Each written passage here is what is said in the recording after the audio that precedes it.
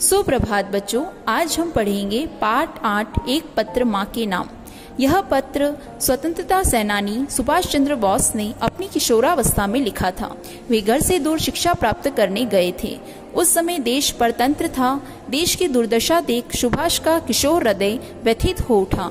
उन्होंने अपनी माताश्री को कई पत्र लिखे। देश की परतंत्रता, देशवासियों की दीनता और दारुण अवस्था से चिंतित किशोर सुभाष की विचारधारा इस पत्र से स्पष्ट झलकती है।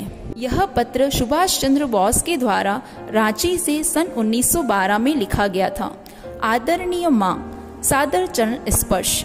आज सुबह से ही मन में बार बार विचार आ रहा है कि क्या परतंत्र भारत माता की एक भी संतान स्वार्थ रहित नहीं है? क्या भारत माता इतनी अभागी है? कहाँ हैं वे वीर आर्य जो भारत माता पर अपने प्राणों का बलिदान कर सके? इन पंक्तियों में सुभाष चंद्र बोस अपनी व्यथा को व्यक्त करते हुए बता रहे हैं कि आज वर्तमान में हम भारतवासी जब गुलाम हैं, तो क्या एक भी ऐसा युवा व्यक्ति नहीं है जो भारत माता को स्वतंत्र कराने के लिए आगे बढ़ सके। अब हमें जागना होगा। हम कब तक यूं देश की दुर्दशा देखते रहेंगे? 84 लाख योनियों के बाद कहीं हमें मानव देह प्राप्त हुई है। यदि इस जीवन में कोई श्रेष्ठ कर्म न कर सके तो जीवन ही व्यर्थ हो जाएगा। इसमें बताया गया है कि अब हम भारतवासियों को जागना होगा और भारत की इस दुर्दशा को समाप्त करना होगा। मतलब हम जो जिस दुर्दशा में हैं, जिस बुरी स्थिति से हैं, उस बुरी स्थिति से बाहर निकलना होगा। भगवान ने कलयुग में एक नई जाति बनाई है, वह है बाबू लोगों की। यह जाति किसी अन्य युग में नहीं थी। प्रभु ने हमें पैर दिए हैं, पर हम 10-20 कोस चल नहीं सकते क्योंकि हम बाबू हैं। ईश्वर ने हमें हाथ दिए हैं, पर हम श्रम नहीं करते। हम श्रम को छोटे लोगों का काम समझकर उससे घृणा करते हैं, अर्थात नफरत करते हैं। यहाँ पर बाबू लोगों से तात्पर्य ऐसे लोगों से है जो श्रम को छोटा कार्य समझते हैं और अपना काम स्वयं नहीं करते। इसका एक ही कारण है कि हम बाबू हैं। हम सब काम नौकरों से करवाना चाहते हैं। हाथ पैर चलाने में हमें कष्ट होता है। हम बाबू हैं। गर्म देश में जन्म लेकर भी हम गर्मी सहन नहीं कर सकते। साधारण सी ठंड में हम वस्त्रों से लज जाते हैं। ज्ञान विवेक होते हुए भी हम उसका उपयोग नहीं करते।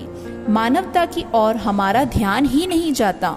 यही कारण है कि हमारा देश दिन प्रतिदिन पतन की ओर बढ़ रहा है। इन पंक्तियों में सुभाष चंद्र बोस यह बताना चाह रहे हैं कि वर्तमान में कुछ लोग अपने आप को बाबू समझने लगे हैं, अर्थात ऐसा समझने लगे हैं कि हम सबसे श्रेष्ठ हैं और हम किसी प्रकार का कोई मेहनत का काम नहीं करना चाहते हैं। यहाँ पर सुभाष यह बता रहे हैं कि हम गर्म देश में, अर्थात हम भारत देश में रहते हैं और भारत की जलवायु गर्म है। इसके बावजूद भी हम गर्मी सहन नहीं कर सकते हैं और साधारण सी ठंड, मतलब थोड़ी सी ठंड में भी हम वस्त्रों से लद जाते हैं। अपने ज्ञान विवेक का, मतलब सूझबूझ समझ का उपयोग नहीं करते हैं।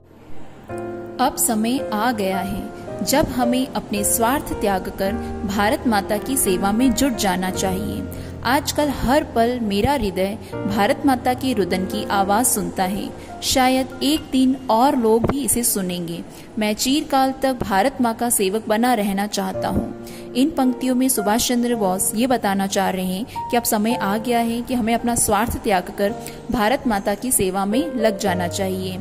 मेरा हृदय भारत माता के रुदन को, मतलब उनके रोने की आवाज को सुन रहा है और इसी प्रकार एक दिन दूसरे लोग भी इस आवाज को सुनेंगे और भारत माता की सेवा करने के लिए तत्पर हो जाएंगे। मैं चिरकाल तक, अर्थात लंबे समय तक भारत माँ का सेवक बना रहना चाहता हूँ।